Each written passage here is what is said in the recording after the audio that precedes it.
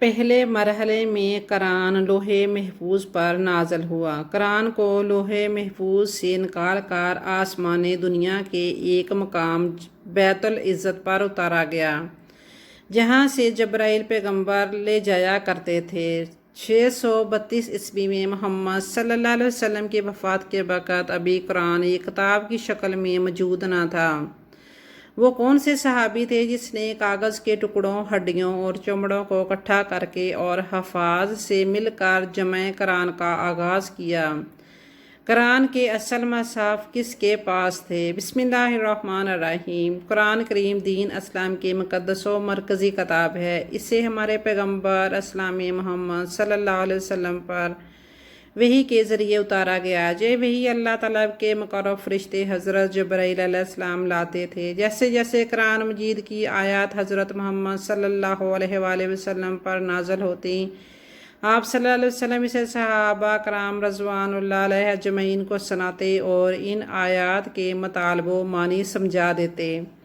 کچھ صحابہ کرام تو ان آیات کو وہیں یاد کر لیتے اور کچھ لکھ کر محفوظ کر لیتے۔ قرآن میں کل 114 صورتیں، جن میں سے 87 مکہ میں نازل ہوئیں اور وہ مکی صورتیں کہلاتی ہیں، اور 27 مدینہ میں نازل ہوئیں اور مدنی صورتیں کہلاتی ہیں۔ مسلمانوں کا اعتقاد ہے کہ قرآن کو اللہ نے حضرت جبرائیل فرشتہ کے ذریعے پیغمبر محمد صلی اللہ علیہ وسلم پر تقریباً 23 برس کے عرصہ میں اتارا۔ نزول قرآن کا یہ سلسلہ اس وقت شروع ہوا تھا جب پیغمبر محمد مصطفیٰ صلی اللہ علیہ وسلم 40 برس کے تھے، اور ان کی وفات سن 11 ہجری بمطابق 632 عیسوی تک جاری رہا۔ نیز مسلمان یہ بھی عقیدہ رکھتے ہیں کہ وفات نبوی کے بعد صحابہ نے اسے مکمل اہتمام و حفاظت کے ساتھ منتقل کیا۔ قرآن تا قیامت قابل عمل اور ہر دور کے حالات کا حل پیش کرتا ہے۔ قرآن کا سب سے پہلا ترجمہ سلیمان فارسی نے کیا۔ عبد الرحمن درامی نے علی بن ابی طالب کی روایت نقل کی ہے۔ وہ کہتے ہیں کہ میں نے رسول اللہ صلی اللہ علیہ وسلم سے سنا قریب کچھ فتنے برپا ہوں گے۔ میں نے دریافت کیا ان سے نکلنے کی کیا صورت ہوگی؟ کہا اللہ کی کتاب، جس میں تمہارے اگلوں کی سرگزشت اور تمہارے پچھلوں کی خبر ہے۔ اس میں تمہارے باہمی اختلاف کا فیصلہ ہے۔ یہ کتاب قول فیصل ہے، ہنسی مذاق نہیں۔ اس کتاب کو جس زوراور نے چھوڑا، اللہ نے اس کی کمر توڑ دی۔ جس نے اسے چھوڑ کر کہیں اور سے ہدایت طلب کی، اللہ نے اسے گمراہ کر دیا۔ یہ اللہ کی مضبوط رسی ہے۔ یہ وہ کتاب ہے جس سے خواہشوں میں کجی نہیں پیدا ہوتی، زبانیں مشتبہ نہیں ہوتی، علماء اس سے سیر نہیں ہوتے۔ یہ کتاب کثرت استعمال سے پرانی نہیں ہوتی اور نہ اس کے عجائب ختم ہوتے ہیں۔ چنانچہ قرآن میں عقائد کا مفصل تذکرہ، عبادات مثلاً روزہ، زکوٰۃ، حج وغیرہ کے احکام، نیز خرید و فروخت، نکاح و طلاق، وراثت، تجارت کے احکام بھی درج ہیں۔ اخلاق و آداب کا بھی مفصل ذکر ہے۔ پہلے مرحلے میں قرآن لوح محفوظ پر نازل ہوا۔ اس نزول کا مقصد یہ تھا کہ اسے لوح محفوظ میں ثبت اور قرآن کو ناقابل تغیر کر دیا جائے۔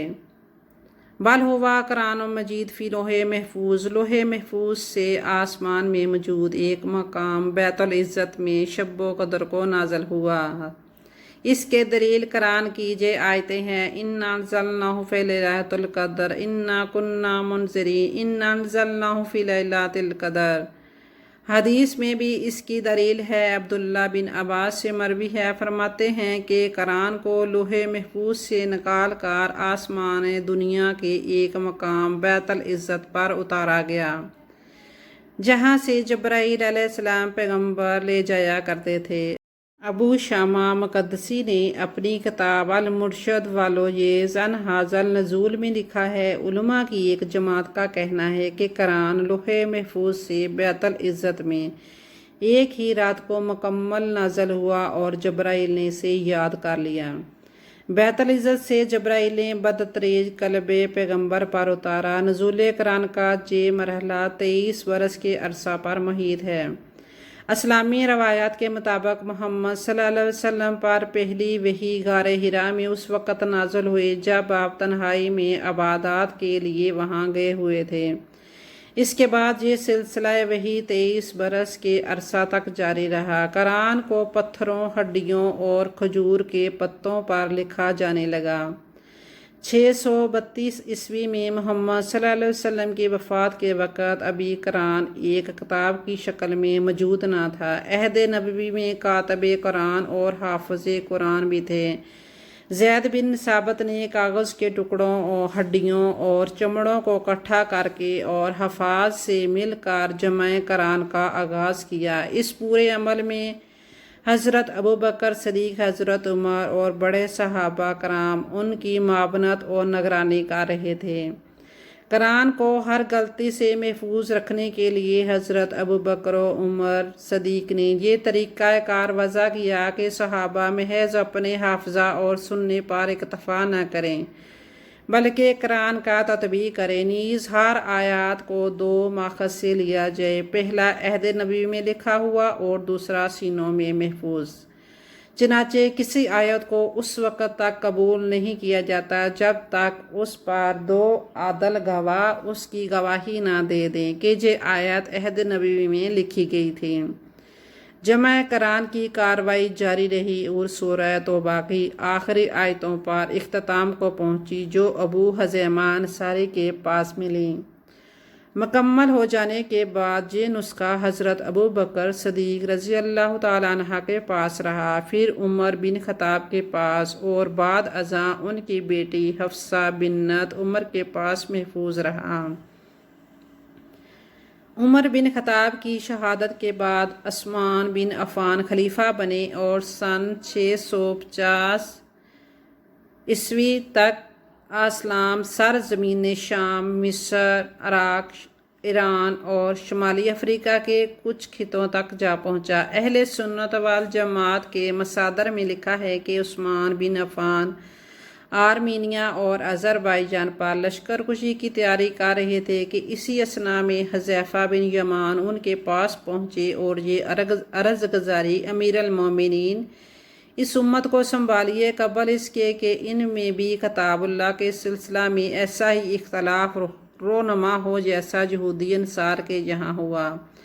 حذیفہ بن یمان نے بتایا کہ تلاوت قرآن میں عراقیوں اور شامیوں میں کیسا اختلاف برپا ہے اور ہر ایک اپنے طرز قرات کو درست سمجھ رہا ہے۔ یہ سن کر عثمان بن عفان نے فوراً حفصہ بن عمر کے پاس قاصد بھیجا اور ان سے عہد ابوبکر کا مصحف طلب کیا۔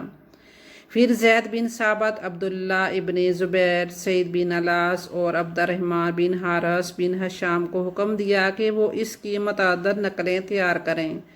روایت میں لکھا ہے کہ عثمان نے ان سے کہا کہ اگر کسی جگہ تم میں اختلاف ہو جائے تو اسے قریش کے لہجہ میں لکھنا، کیونکہ قرآن انہی کے لہجہ میں نازل ہوا ہے۔ روایت میں یہ بھی ہے کہ جب ان حضرات نے نقلیں تیار کر لیں تو عثمان بن عفان نے اصل مصحف حفصہ کو لوٹا دیا اور اس کی ساری نقلیں عالم اسلام میں بھیج دیں اور حکم دیا کہ اس کے سوا بقیہ تمام نسخے نظر آتش کر دیے جائیں۔ چنانچہ اس کے بعد تمام نسخے ختم ہو گئے اور یہی نسخہ باقی رہا جو مصحف آسمانی کہلاتا ہے اور اب تک دنیا بھر میں یہی رائج چلا آ رہا ہے۔ دعا ہے کہ ہم کو اللہ دین کے راستے پر چلنے اور بہتر سمجھنے کی ہدایت اور توفیق دے، آمین ثم آمین۔